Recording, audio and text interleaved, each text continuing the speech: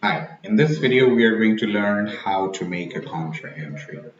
So what we are going to do over here is we have our two test customers, say for example test customer 1 and 2. So we are going to transfer some amount of money from one customer to the others. To do that, first of all, go to accounts and click journal entry. Once you come up over here, press the new button and then choose customer account from voucher 4.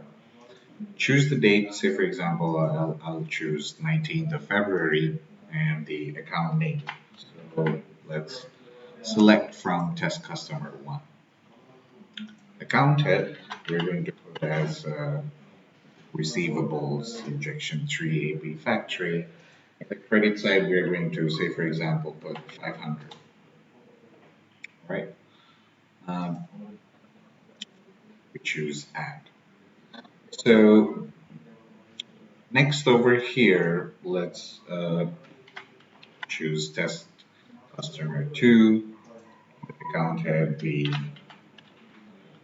select account receivables injection 3 factory, and the debit over here will automatically come up. If not, you have to edit it by yourself.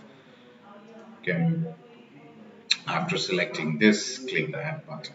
So you can see over here the debit side and the credit side is shows over here green in color. And once this is done, click save.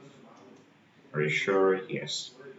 So it was saved successfully. Down here below you can see a new item in the list. So to check this, and let's go back to the customer ledger where we can see and check.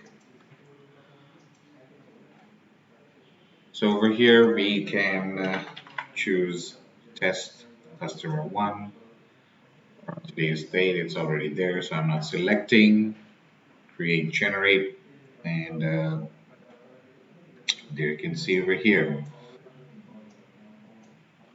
Alright, for the same thing, let's do it for test customer 2. Select the currency as of today's date and generate, and there you go. You have over here for test customer 2. Alright, thank you.